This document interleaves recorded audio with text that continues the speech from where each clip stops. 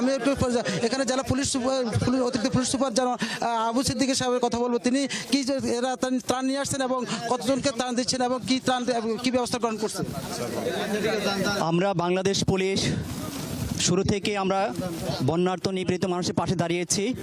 আমরা যেমন করে করোনা এই সময় আমরা সাধারণ মানুষের পাশে ছিলাম, আমরা রক্ত দিয়ে প্লাজমা দিয়ে অসংখ্য মানুষকে সুস্থ করে তুলেছি। ঠিক আজও জাতির দুর্দিনে লক্ষ্মীপুর জেলা পুলিশ সম্মানিত পুলিশ সুপার মহোদয়ের নির্দেশক্রমে আমাদের ক্ষুদ্র সামর্থ্য দিয়ে আমরা বন্যার্ত মানুষের পাশে দাঁড়িয়েছি। পাশাপাশি বাংলাদেশের প্রতিটি অঞ্চলে এবং লক্ষ্মীপুর জেলার বন্যার্ত যেখানে দুর্গত মানুষ আছেন তাদেরকে আমরা উদ্ধারের জন্য বিভিন্ন টিম মোতায়েন করেছি।